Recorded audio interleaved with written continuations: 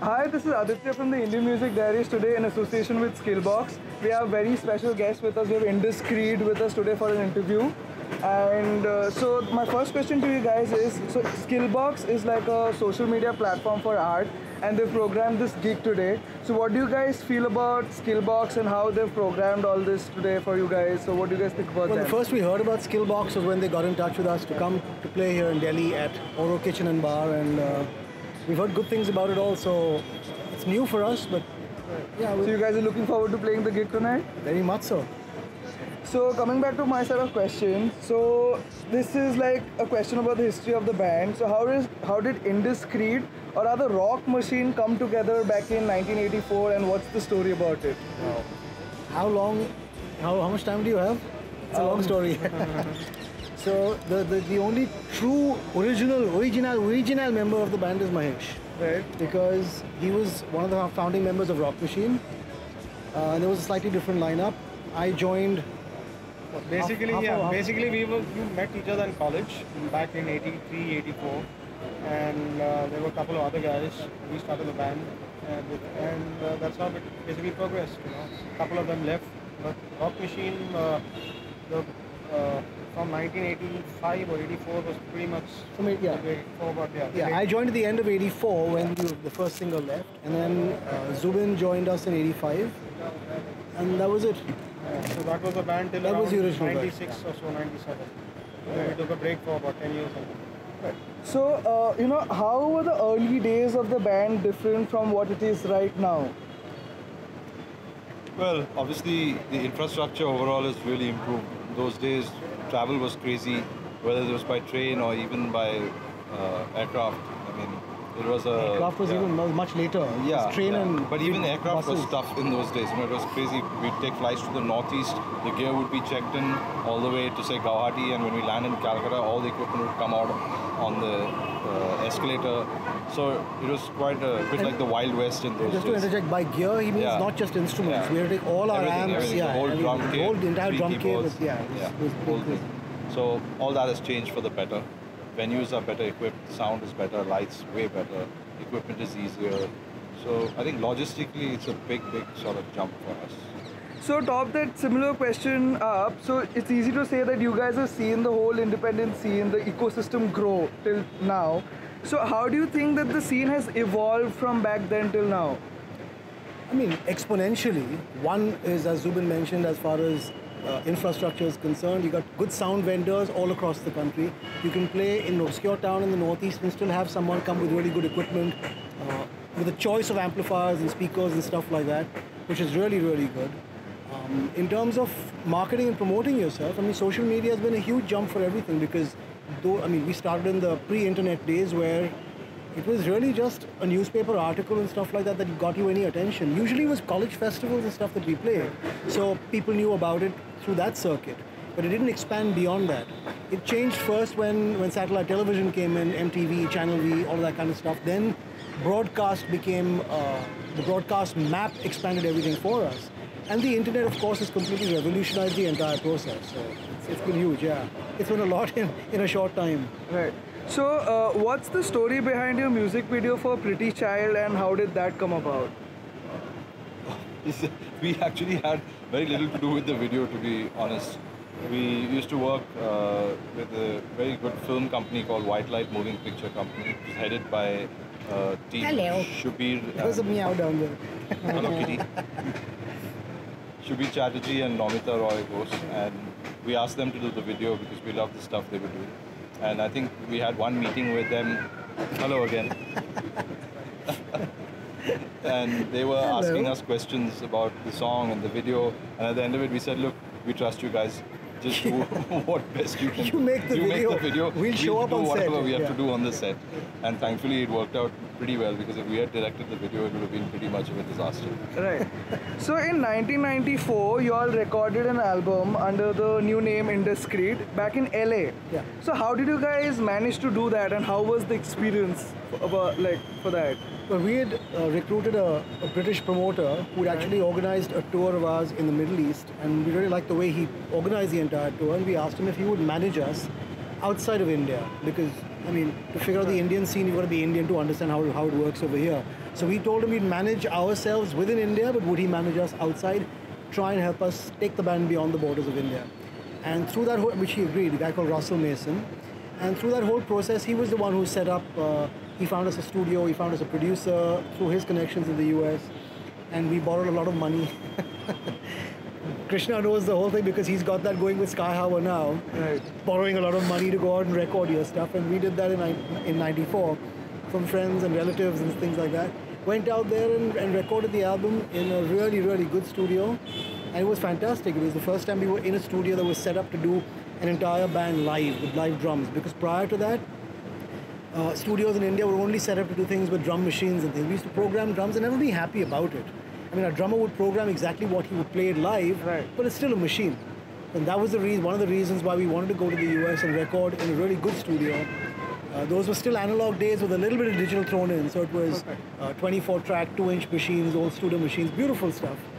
And it was a fantastic experience because for the first time we were working with a music producer, a record producer, who gave a different perspective to what we were doing. Otherwise, it was all very internal, and it's very hard to be objective when you're the band and the writer and the producer and part of the mixing team. You lose focus of the bigger picture, really. Right. And so we understood the role of a music producer really closely for the first time. It was a great experience. And I think also there were no distractions, when we were recording there, because we had no money to party. And there was no family with us. So all we were doing was basically recording, writing, and going to the studio. And so the focus and the energy was solely on the music.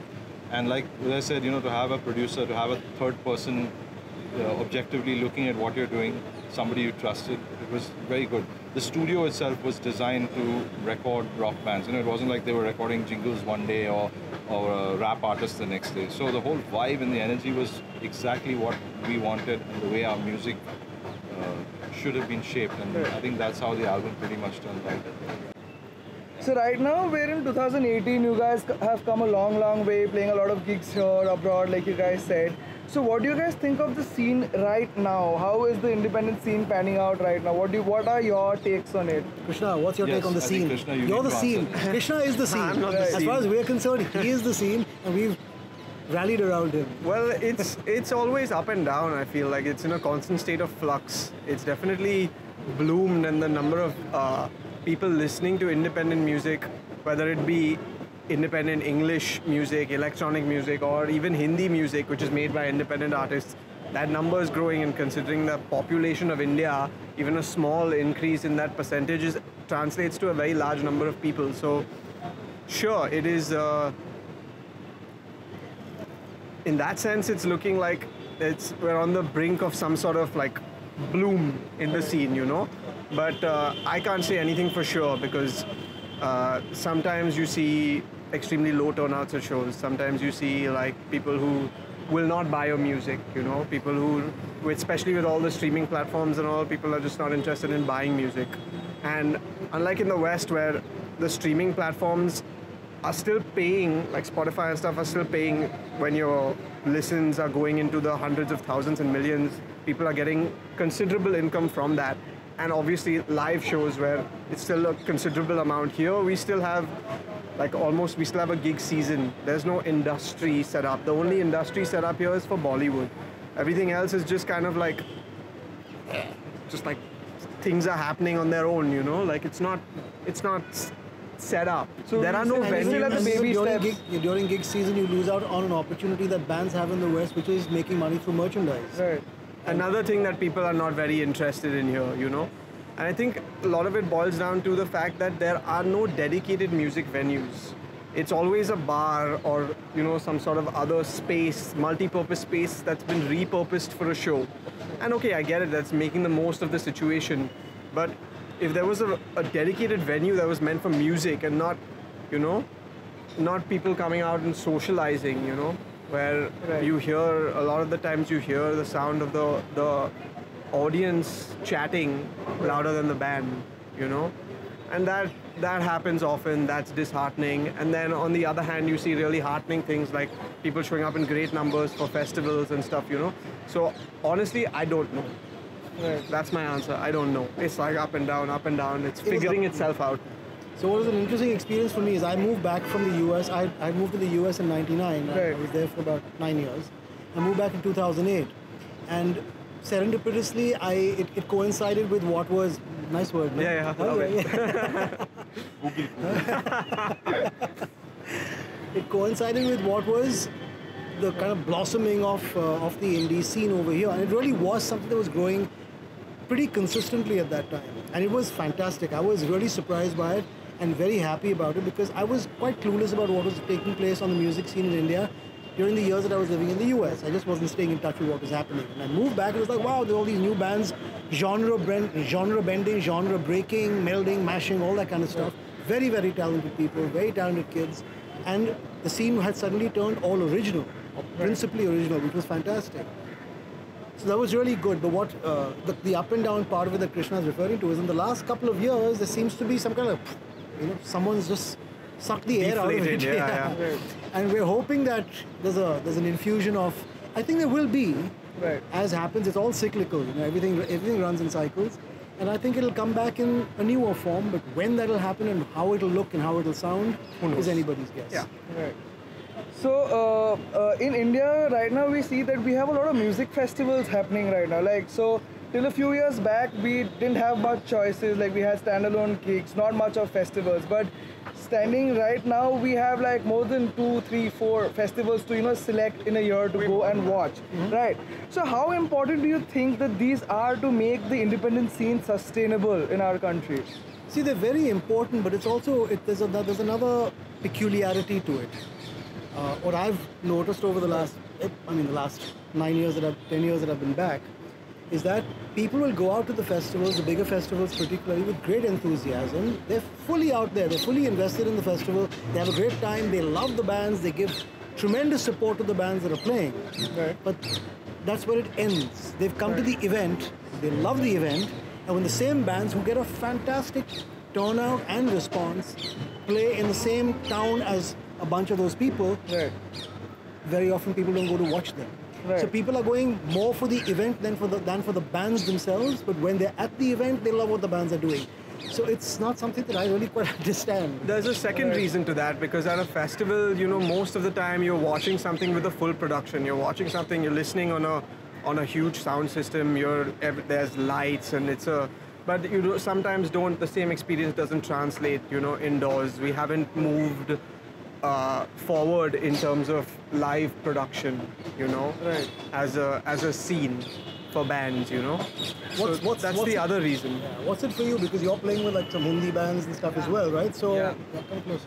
I play with a Hindi rock band called the Yellow Diary, and This is Sahil, by the way. Right. I Sahil's- know, yeah. I'm a huge fan of the Yellow Diaries too. Oh, okay. Yeah.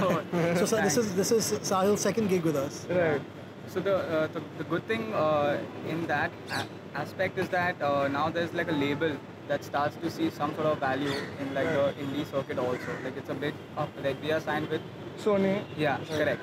So and that's a really big label as such. So I see some optimism there, but I also get the perspective like it's mainly for the festivals as such. But like we've played gigs in places like in the north where there have been like 30 guys in the crowd, and we've tried to push the gig for like months and months, but still like it's hard to catch hold of the people to So watch. picking up from that part, like how important do you think is for a band right now to do things DIY or being managed by a company or like have managers? Honestly, you have to do Depends both. on what you want. I think you have to be see, the thing is, no one is going to work as hard for you as yourself.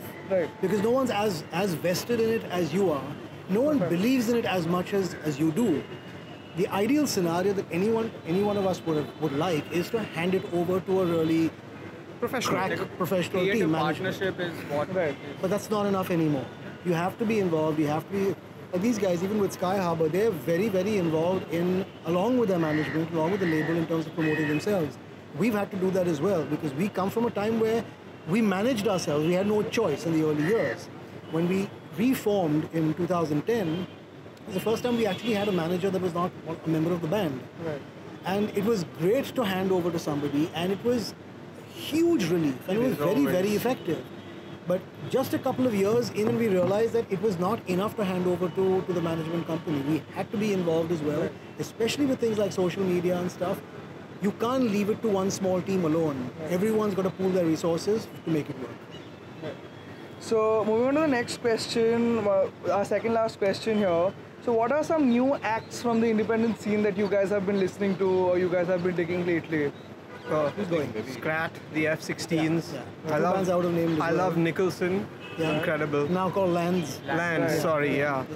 I love them as well. What? Lands? Lands. And like you guys all can name one each if you guys have been listening to Yeah, something new. F-16s, I heard them playing at IIT almost 3-4 years ago. Right. I thought they were really good.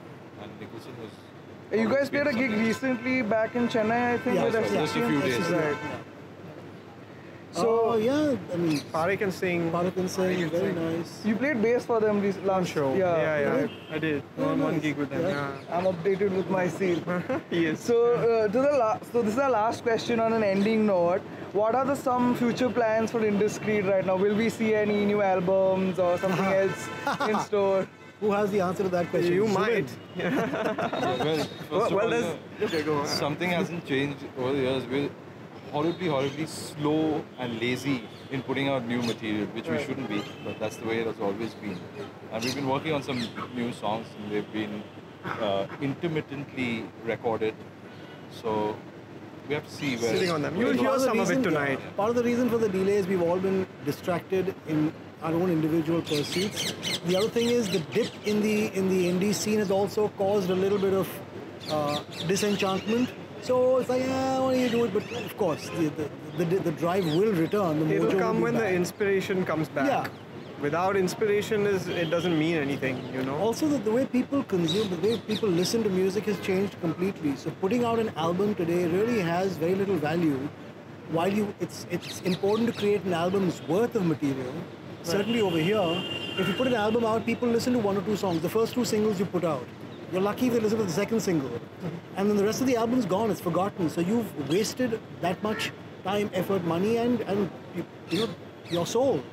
So it's wrapping ourselves around the idea of coming out consistently with singles. Right. But you've got to have visual backup to that as well, because it's not enough to have an audio clip, like an MP3 or whatever it is. You've got to have, it's got to be on YouTube, which is the largest distributor of music in the world today. Right. Whether it's a lyric video or just a picture or something, it's got to be there. But, you know, these are things that require initiative, understanding, and money as well. So we come to the end of the interview right now, and thank you so much for doing this with us. Hey, very It was welcome. great to have you guys over. And this is me, Aditya, signing off from Indian Music Diaries, and we had Indus Creed with us today. Thank you so much. Thank you. Peace out.